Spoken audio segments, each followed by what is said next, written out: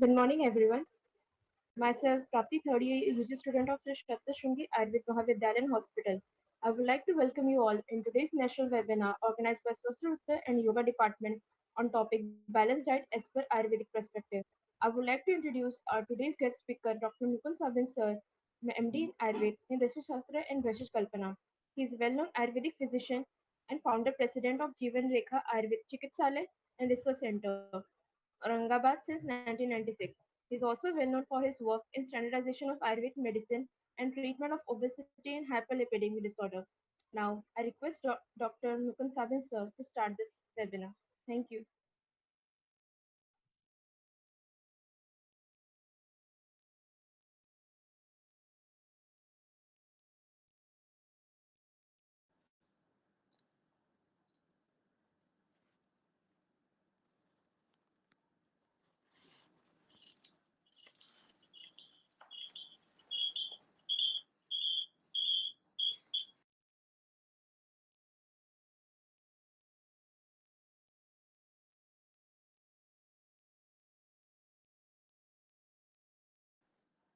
Hello.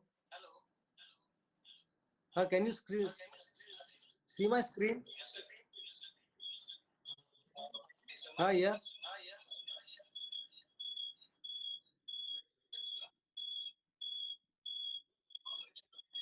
Okay. Okay, then also I'll start it now because I'm not, we are getting late. So, uh, so good morning, one and all. Actually, I'm thankful to the organizing committee to arrange this lecture on the preparation of balanced diet chart and balanced diet in as per Ayurveda perspective. Actually, it's a very interesting topic which tells about the completeness of the food and which is mainly missing in modern medicine or modern science.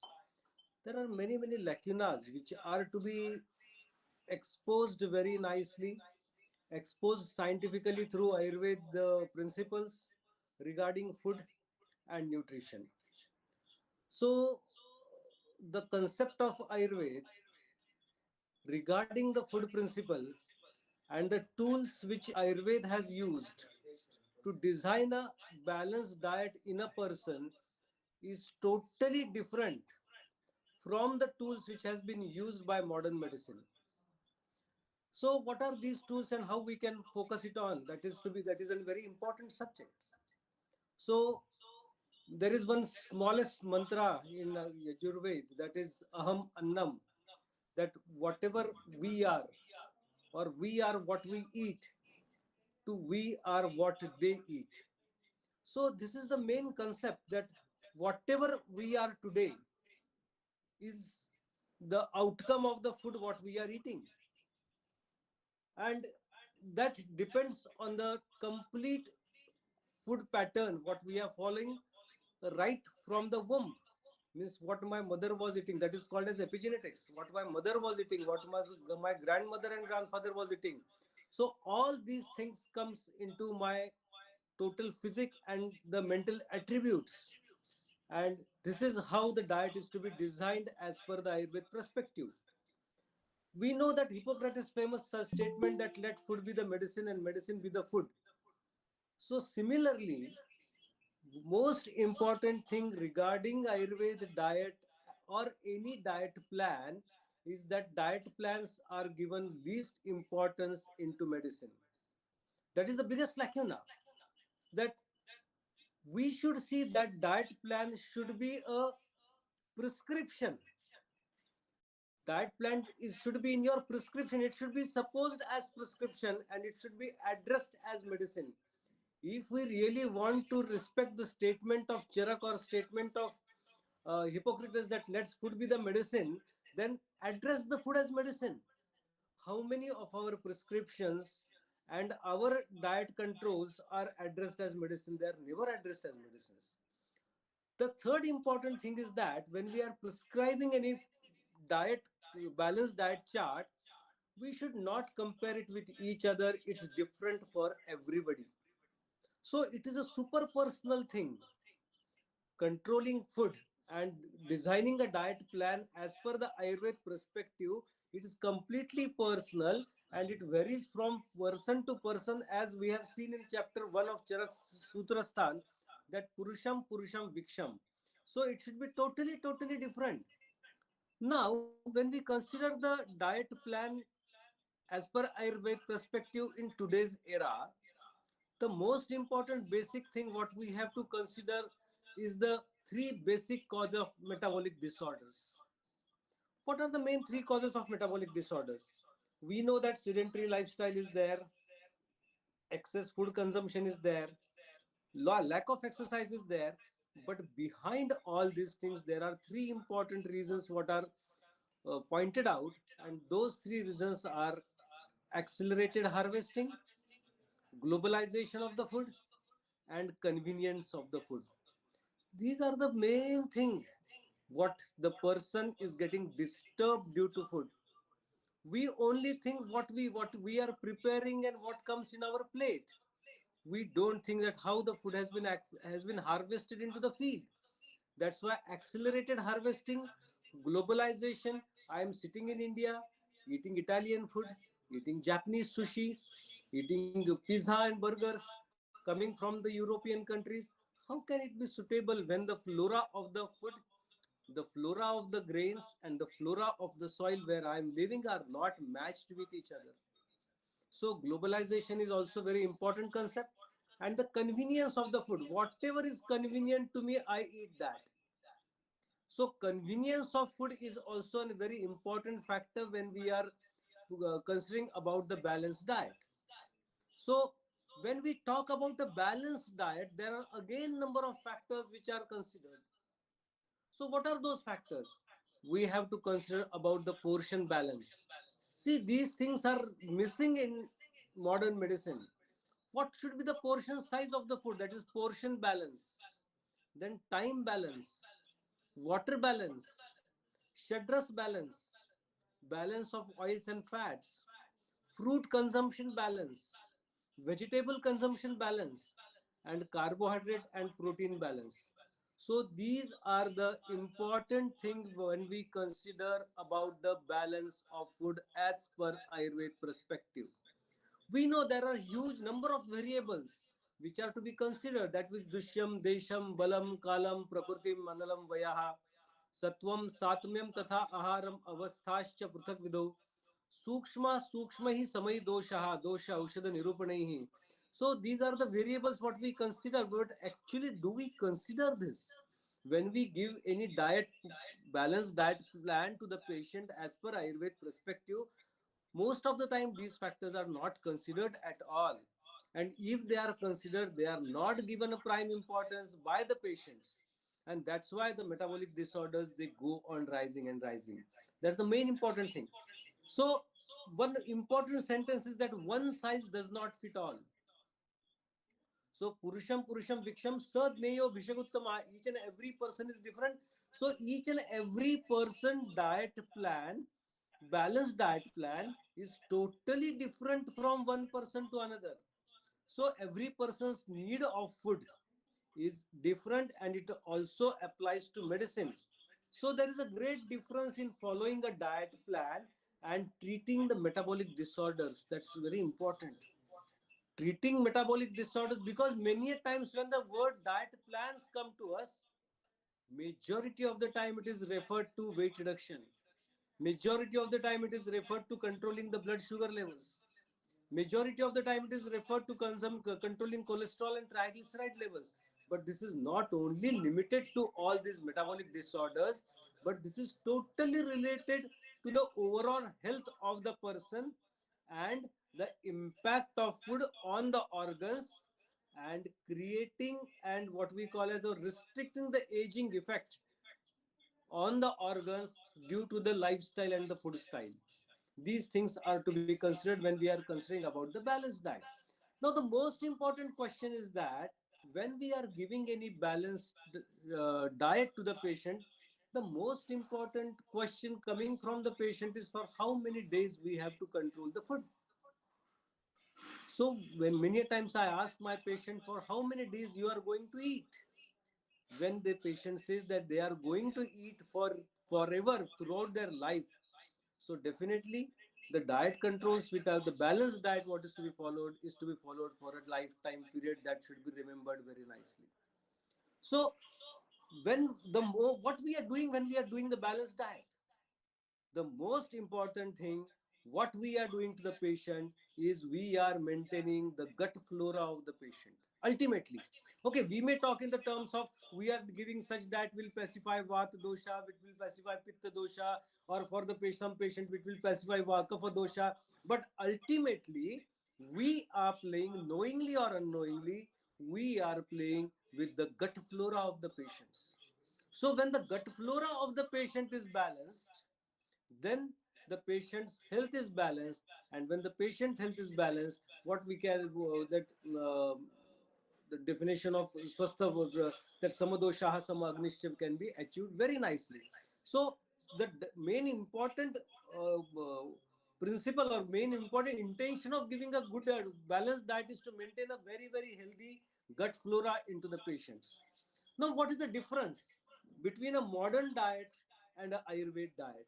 So, modern diet thinks about the macronutrients, it thinks about the micronutrients, it thinks about the essential minerals, it thinks about vitamins.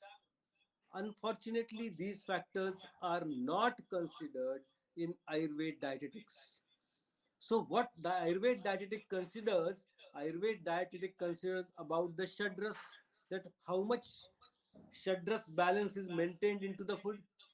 Then they consider about the shamidhanya, they consider about the shimbidhanya, they consider about the different 10, 15 types of classifications of the food they have made. Apart from that, the most important tools which are used by Ayurveda dietetics is the Agni. Most important thing which is missing in modern medicine, that Agni is the most important factor which is to be considered here. Then Strotasa is to be considered. Then Avastha of the patient, whether it is a Sam or Niram, whether it is disease or non-disease, what is the predominance of the dosha into the prakriti, all these factors are considered when we are giving a balanced diet to the patient. And then Am and Niram, whether the body is Am, whether the body is Niram, whether the disease status is Am or Niram, whether it is a Mandagni or Tikshnagni or Madhyamagni. So these tools are very important tools when we are considering Ayurveda dietetics as per the Ayurveda perspective. So these things should be very clear. When we come to the classification, that is Shamidhanya, you can see that the carbohydrate and protein balance. You see that when you look towards the property of any pulses or Shamidhanya, majority of the time they are Kasha and Madhura. Go through it. You can see that majority of the pulses they are Kashaya and Madhura. So the Kashaya Ras deficiency can be improved by adding more and more pulses to the food. Kashay, Madhuro Rukshaha, Shitapake Katur Lagu, Vishadaha Slishma Pittagno, Mugdaha Supyottamo Mataha.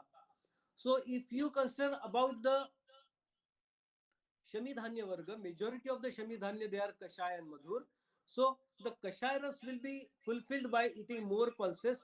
If you think in different perspective of modern medicine, the protein deficiencies or the protein supplementation can be covered by adding more and more pulses to the food.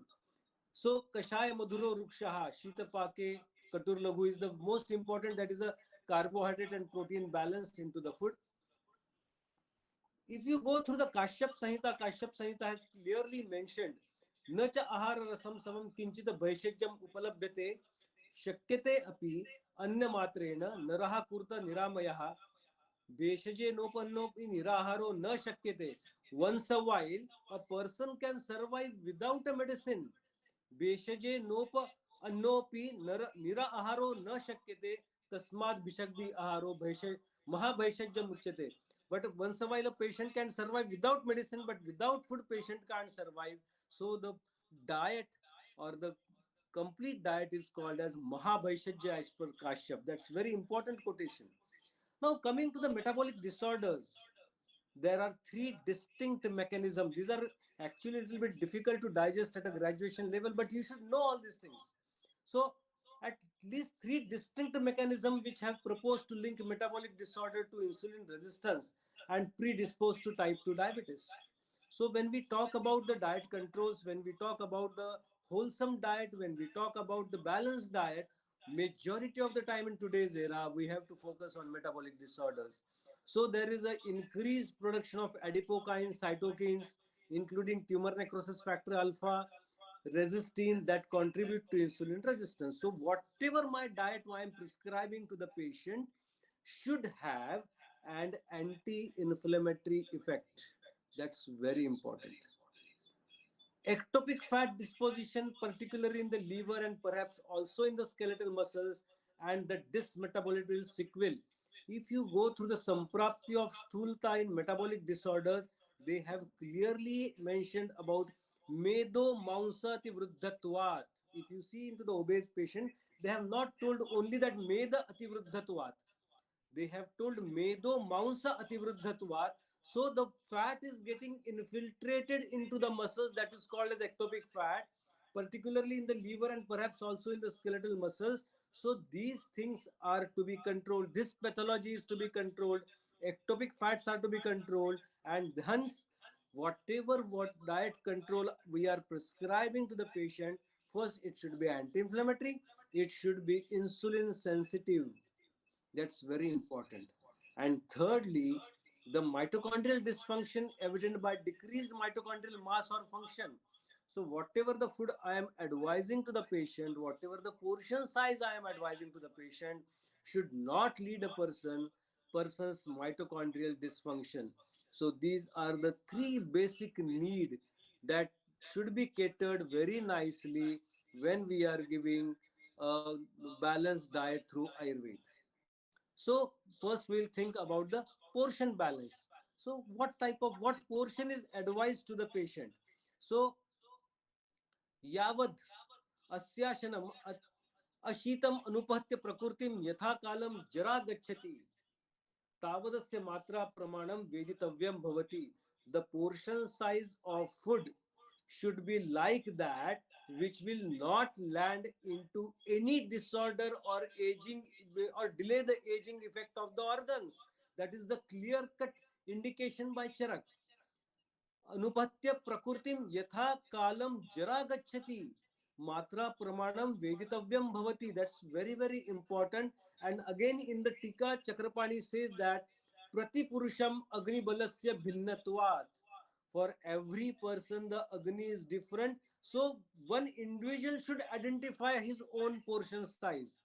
It is not a, actually it should be coming out of the discussion of the physician and the patient, that they have to decide about their agni, and then the physician and the patient collectively should decide the portion size of the patient of that particular person.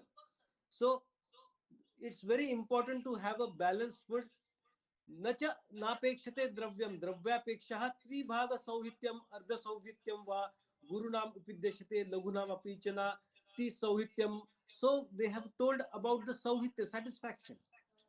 Tribhagam sauhityam manna gurubihi. So the actually the portion size should be one third or maximum half the capacity of the abdomen. It doesn't depend whether the food is light to get digested or heavy to get digested, but whether it is half full or one third full. And when you feel satisfied after eating food, तृप्त्यातिक्रमेण न भोक्तव्यानि एव हि तेषां मात्रातिक्रमो च स्यात्. So we should not eat full of the abdomen till we are completely satisfied. It should be Tribhaga Sauhityam va Ardha Sauhityam va.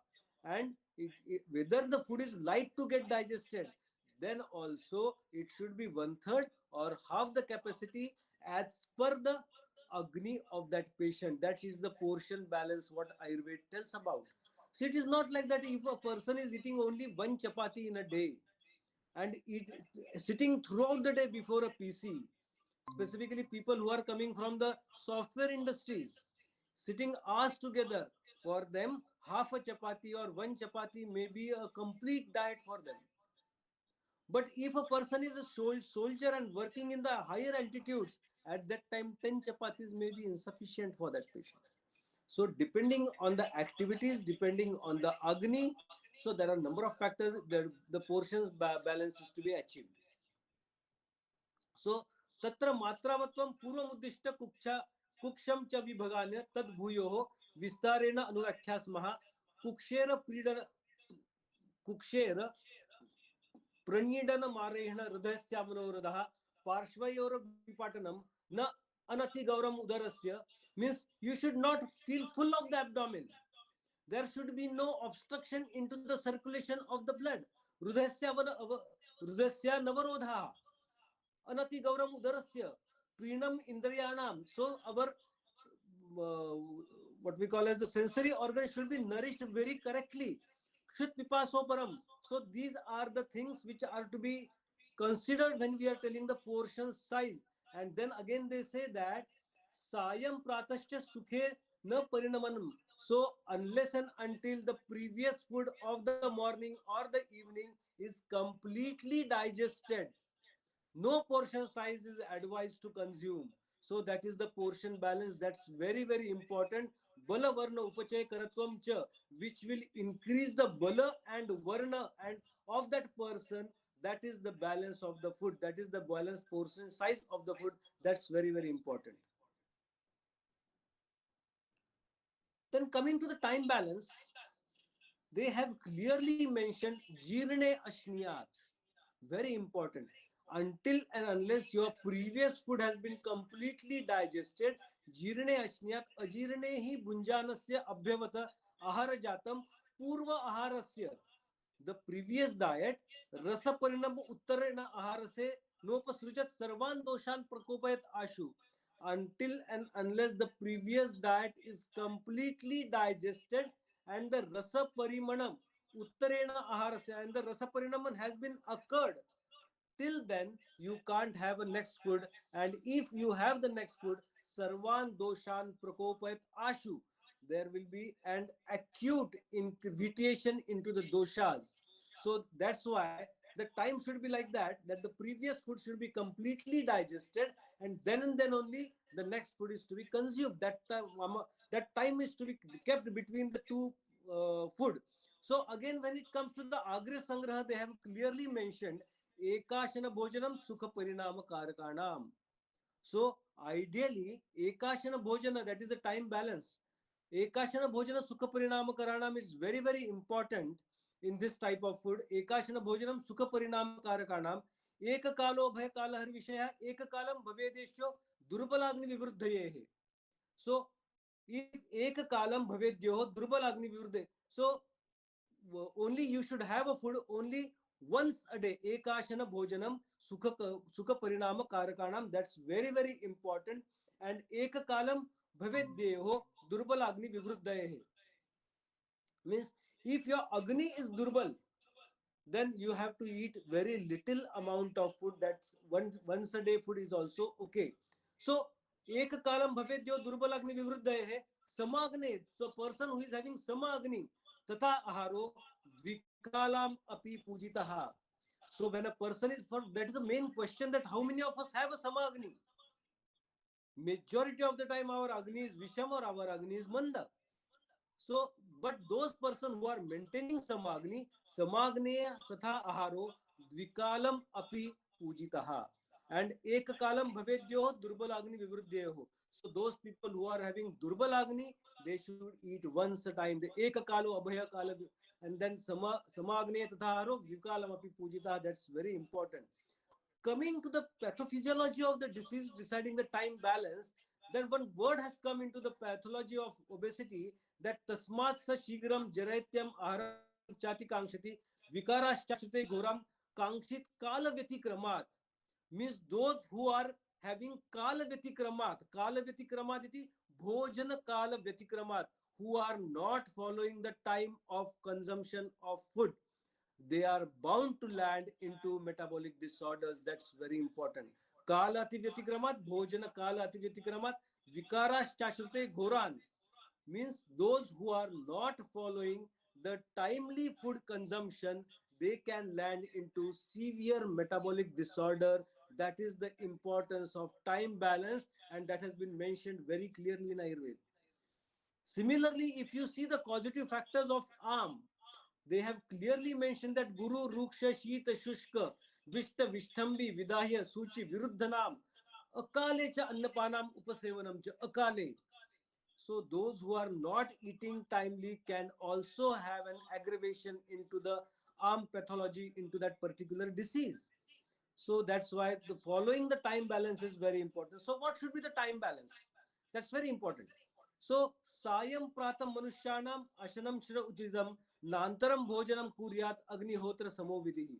So sayam prata. So we have seen that those who are having samagni, they should have eat twice a day. That is one in the evening and one in the morning. And nantaram bhojanam kuryat. So they should not eat more than twice a day. Agnihotra samovidhi. And then they clearly mentioned, Yogaratnakar clearly mentions that yam madhye na bhoktavyam, yam yugmam na langhayet, yam madhye rasotpattir yam yugmat balakshayaha, yam madhye no bhoktavyam. Means don't eat every 3 hours. At least keep a space of 3 hours in between two meals. That's very important. Yama means 3 hours. Yama madhye na bhoktavyam. Yama yugmam na langhay. Don't fast more than 6 hours. If you fast more than 6 hours for a normal person, then the person may feel weak. Yama madhye rasotpatti. In between 3 hours, there is a rasotpatti. Yama yugmat balakshayaha. After 6 hours, there is a balakshay. So you should not fast more than 6 hours in a normal condition in a day. I am not talking about night. I'll talk differently into that. But in a day means from the sunrise to sunset. There should be no fasting more than 6 hours, and there be no food consumption frequently between 3 hours. That is the basic principles what Ayurveda say about the time balance into the balanced diet. Now, one of the research has been explained that now see there are different types of theories coming up into the market nowadays. These different type of theories that they suggest that you should eat every twice a day, and that can be that eating time can be prolonged up to 55 minutes. So actually these type of theories are wrong theories, because the first surge of insulin which comes is between the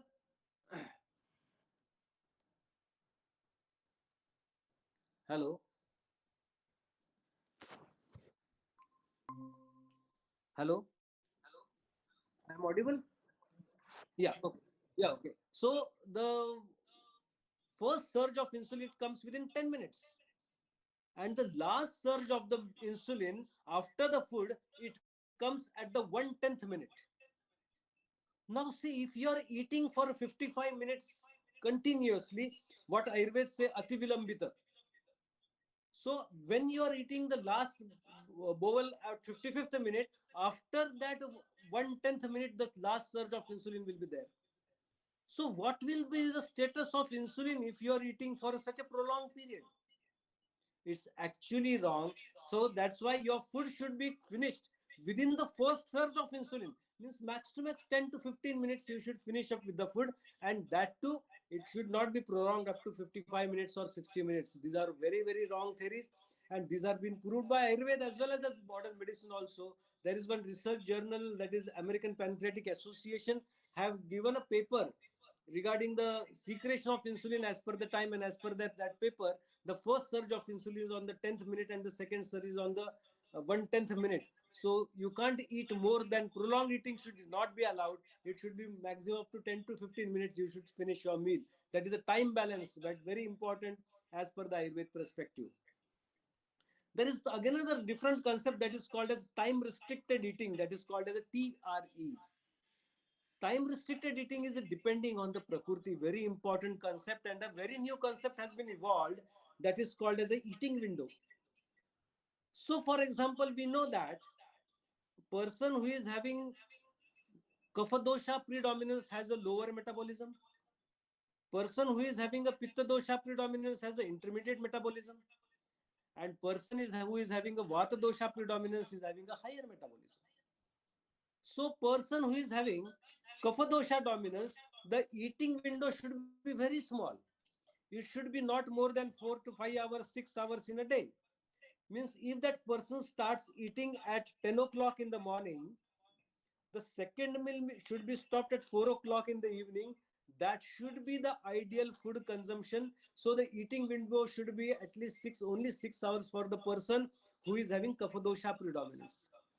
A person who is having pitta dosha predominance can have a 8-hour window period, and the person who is having vata dosha predominance can have 10 to 12 hours window period. In between that, he can eat, keeping the principle of yama, means viyama, and is yeah, means what we can call as a yama madhye na bhoktavyam yama yugmam na langhet. So this type of principles can be followed by different type of prakritis. So kapha dosha dominance, they can have small eating windows. Pitta dosha dominance, they can have intermediate eating windows. And the vata dosha dominance can have a broader eating windows of 10 hours also. So if they start at 10 o'clock in the evening, 10 o'clock in the morning to eat, they can eat up to 8 o'clock in the evening. So this should be the perspective of giving a balanced diet to the patients. Now, if we see that the patient are consuming food regularly every 2 hours, there are again a different theories which suggest that you should eat every 2 hours. But a patient, if it is eating every 2 hours, the postprandial insulin status of the patient will be very, very high. And at that time, the insulin, what we can call as resistance, will be increased more, and the patient will land into more and more pathology of metabolic disorders. So this every 2 hours eating is not at all scientific, neither Ayurveda promotes it in a very good manner. Okay. Then when we talk about the balanced diet, there are certain concepts which are to be understood. The most important concept which is to be understood is viruddhana.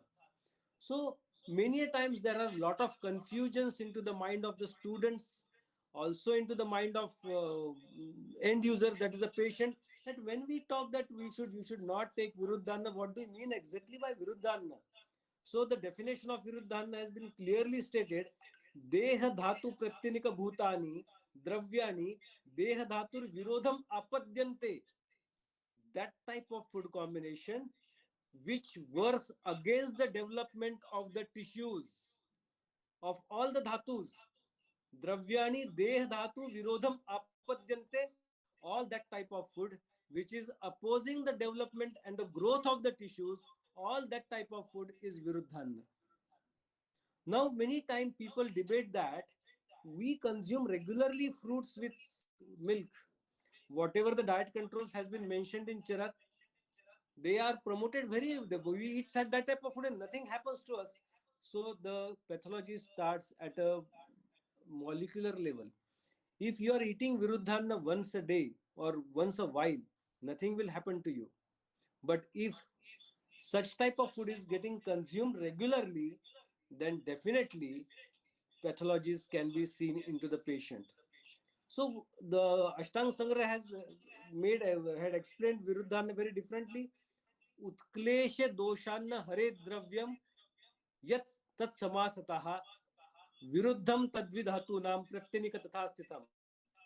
Those substance which cause the increase of doshas into the body but do not expel out of the body are known as viruddha. Very interesting definition. Those substances which cause the increase of doshas but do not expel them out of the body are known as viruddhana.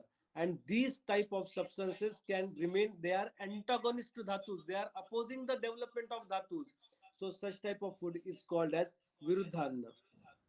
So again, Charak has also explained in a very different manner. They have clearly mentioned यत् किंचित दोषमास्त्रव्य न निर्हरति कायतः. यत् किंचित दोषम आस्त्रव्य न निर्हरति कायतः आहार जातम तत् सर्वम hitayoppadyate. So the entire diet that excites the doshas but does not eliminate out of the body is harmful, and that is called as viruddhana. Very simple definition. Then we have to fix this definition into the modern terms also, because today we are living in a modern world, so we have to explain it in a modern biochemical language. That's very important. And this biochemical language in the that is to be explained in the term of what we call as advanced glycation end products. So the different whatever type of food we prepare, whatever type of food we process, that can lead the food into what we call as carboxymethyl lysine or carboxyethyl lysine. So for example, we are eating such type of food, and the ultimate end product is carboxymethyl lysine. Carboxy is carbohydrate, methyl is alcohol, lysine is protein. So such complexes are created, so body is not able to identify whether it is a carbohydrate, protein or alcohol. So this type of substances, they get deposited into the smooth muscles and they remain there only, damaging the cell of that tissue. This type of food is called as viruddhana. So this to be made very, very clear. So remember the word advanced glycation end product. So these advanced glycation products, so they are to be compared with the viruddhana. Then second is abhishandhi ahar.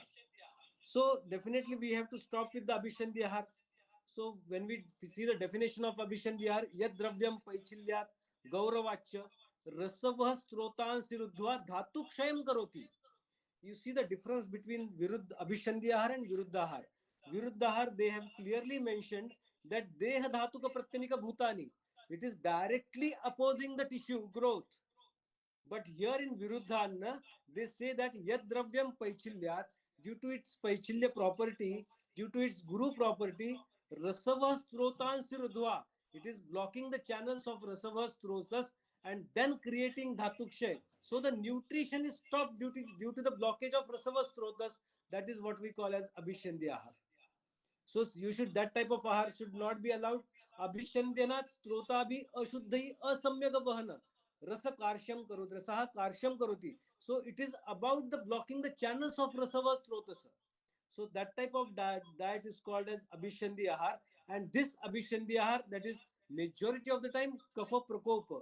That will create a kapha prakopa. So abhishandi dosha dhatu mala strotasam atishaya kleda prapti jananam, which creates excessive of moisture into the strotasa.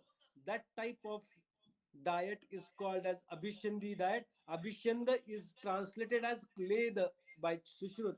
Kleda iti ardri karoti. So that can create excess of moisture into the microchannel of rasava strotas. That is called as abhishandi ahar. So such type of food is not to be allowed. So what type of food is abhishandi ahar? Diva swapna, अव्यायाम, आलस्य, मधुर, आम्ल, लवण, शीत स्निग्ध, गुरु, पिच्छिल अभिष्यंदी, हायनक, यव, कनैक उत्कटः, that can create a glucotoxicity and lipotoxicity also. So all such type of food that can increase the sleshma prakopam apadyate, that type of food will increase the sleshma immediately. That such type of food is all abhishandi ahar. So that is to be controlled into the diet. Then kalusham malinam, then is again third type of food which has been added, that is malinahar. Many of the students might be not knowing such type of category of the food which has been explained by Charak. So Malinahar has been explained in the 9th chapter of Sutrasthan. They have explained Malinahar in the Udar Chikitsa also. So this type of Malinahar is again very, very important, and they have defined Malinahar as Malina iriti doshakarakahi viruddhaharadivi. Doshakaraka, which can vitiate the doshas, and it is like a viruddhahar. So this malin ahar is to be controlled. So we have seen that what type of diet is to be controlled. A diet which is viruddha is to be controlled, a diet which is abhishandi is to be controlled, a diet which is a malina which is to be controlled, and the fourth category which is to be controlled is a gramya ahar.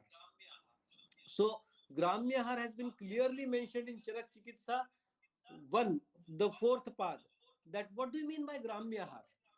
So Gramyahar means the complexity in the processing of the food. Very, very clear. Whatever food we prepare today is a highly complex processed food. So this Gramyahar is a highly complex food, processed food. So that type of food is to be controlled. Whatever we eat, that must be well identified by our body and the digestive system. do we see that whatever the food I am eating, that could will be identified by the body by as a carbohydrate, fat, or protein, or it will be identified as the advanced glycation end products? That is to be first seen. Complex processing of the food delays the decomposition, that is bhinna sanghat. We practice intake of heavy proteins and spoiled food in cooking. So heavy protein, we are behind the heavy protein food, and that changes the what we can call as the consistency of the food, and that can damage the food. So any physical activity is lowered and lowered, which was an essential to the enhanced digester. Mental and physical activities during digestions are not supportive to digestion. That is a gramya har. Ritu, Desha, Kala, Bala, Agni, Koshta are ignored badly. Genetic modification in food is cause of endocrine dysregulation, and migrated food are unknown by our Agni. That's very important. My forefathers, my grandfather, my forefathers have not eaten pizza anytime. And every weekend I am eating pizza. My memory cells don't know how to digest pizza. That's why Dusham Desham Balam Kalam is very important. That the area where you are living, only the food coming getting cultivated in that area should be consumed. Other type of food, the heavily processed food, it should not be consumed, and this comes under the Gramya Har, what we can tell. Then talking about the sir, how much time is remaining? Let me know. Hello. Achha, nahi. Okay, okay. Okay. So, talking about the fruit balance, very, very important. Now, see, if you go through any website telling about nutrition and diet, every website will tell about the excess consumption of fruits. That eat more fruits, fruits are more healthy. Ayurveda has never advised to eat food in a normal dietary pattern, and this fruit balance is to be maintained.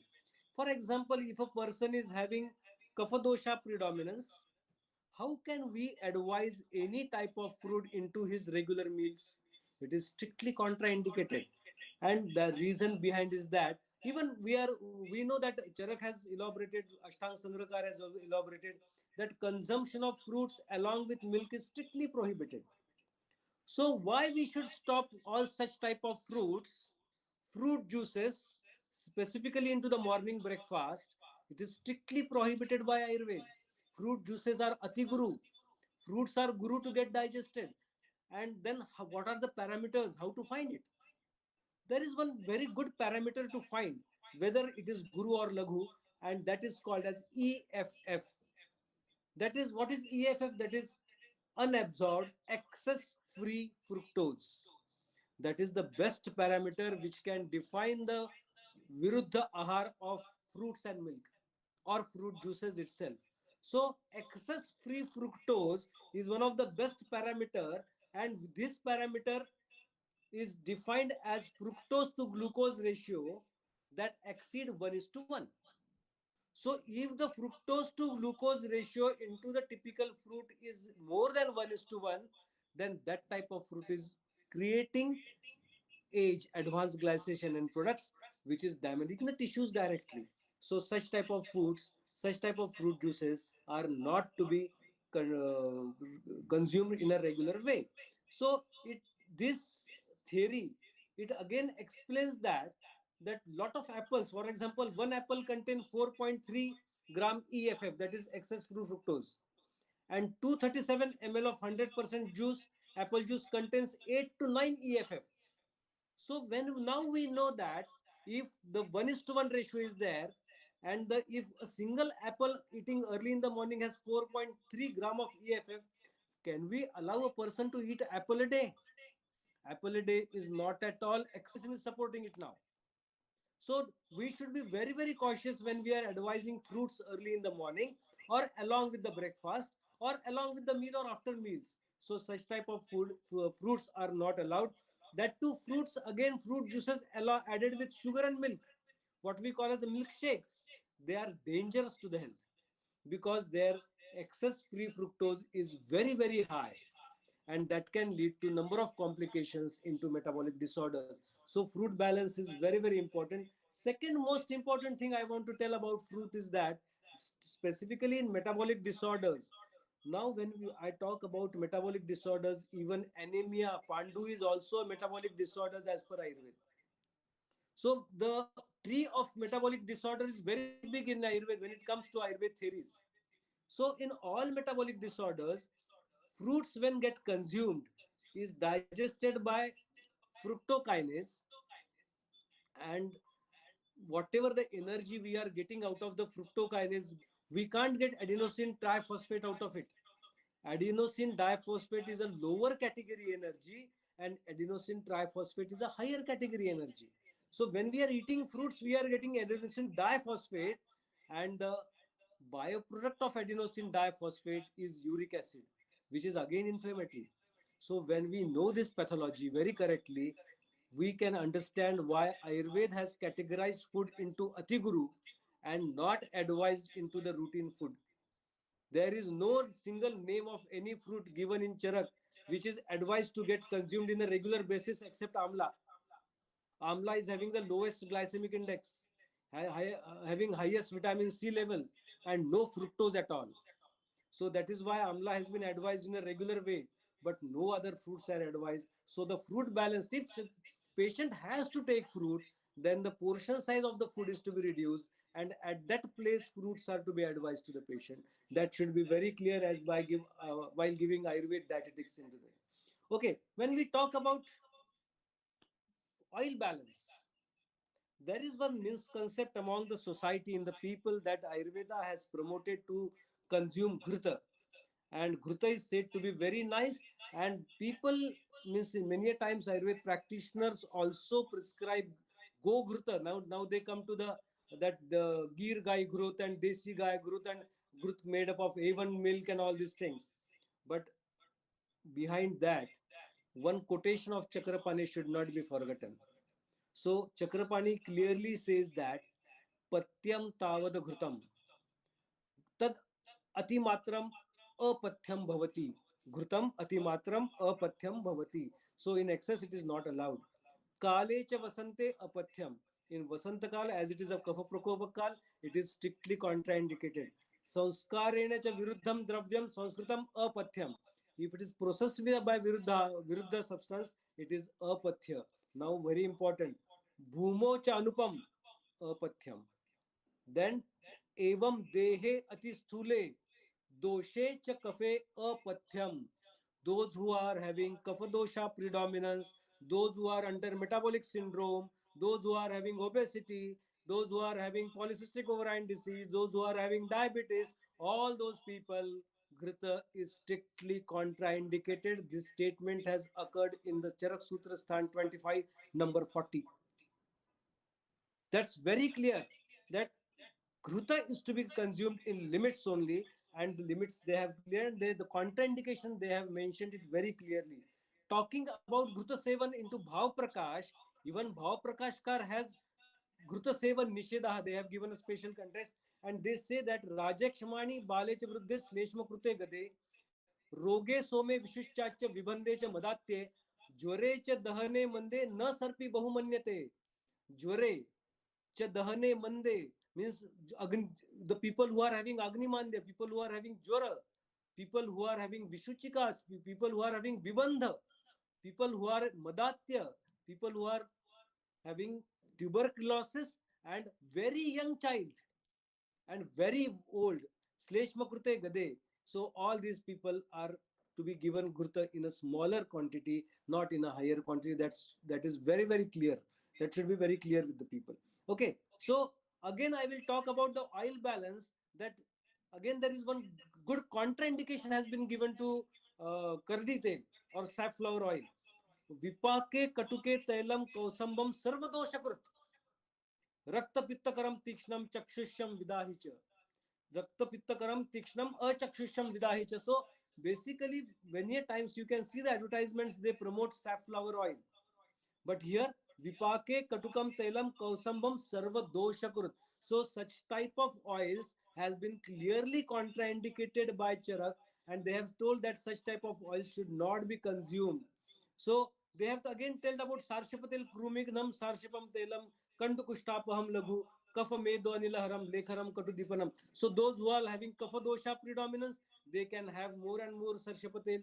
Vatagnam madhuram teshu kshaumam telam balapaham katupakam chakshu signo guru pittelam. So tiltel is indicated in some different dosha predominance. So for different dosha predominance, different type of oils are used. Not a same oil can't be used for all the population at a single given time. So this is the oil balance and gruta balance which to be given to the patients as per the Ayurveda perspective. Coming to the Jalapana Vidhi water portion balance, Atyambupanannam Vipacchetam Nirambupanacha Sa Eva Doshaha Tasmat Naro Vanni Vivardhanaya Murmuhvari Vived Bhuri. Atyambupan. So where medicine, the contemporary medicine says is more water, drink more water. Atyambupanam Vipechatyannam. So Atyambupan can create Agnimandya. Atyambupanam Vipachyate Annam Nirambupanacha Saeva Dosa. You can't be completely out of water. Tasmat Naro Vanni Vivardhanai. If you want to keep your Agni very perfectly, Muhurmuhvari Pibet Bhurihi. So water should be consumed in a very small doses, but it should be consumed throughout the day. That is the how the Ayurveda promotes drinking water. So I'm not going into much detail of water consumption and that how much portion should be consumed, who should consume, who should not consume. So that we can see in the granthas, like Bhav Prakash has mentioned it very clearly, Charak has mentioned, even Sushruta has mentioned it very correctly. So when we talk about the balance of the diet, we should see that the diet should be completely balanced with Shadras. Then along with the Shadras balance, the time balance should be considered, portion balance should be considered. Then apart from portion balance, water balance should be considered, balance of oils and food should be considered, food balance should be considered, vegetable balance should be considered, carbohydrate and protein balance should be considered. All these are the external tools. You should also think about the most important tool, that is the Agni of the patient. Unless and until Agni of the patient is correctly defined, correctly identified, the portion size and the whole diet plan of the patient, the balanced diet of the diet chart of the patient can't be prepared at all. So as per the status of the Agni, the balanced diet chart of the patient as per the Ayurveda perspective is to be prepared, and then it should be given to the patient, and the diet chart is to be followed as the prescription. It should be given of importance as medicine, then and then only it can give a very good results. So thank you very much. You can ask any queries directly to me, or you can ask the queries to the organizer. Many thanks to the organizer and the principal of the college. Thank you very much.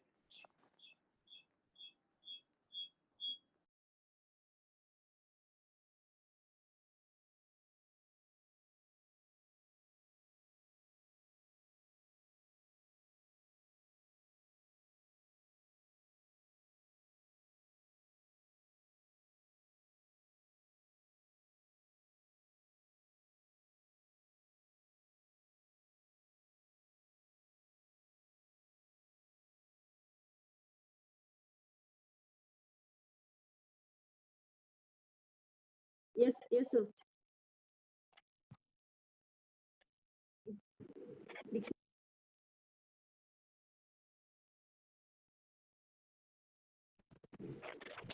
Myself, Sakshi Nikam. Thank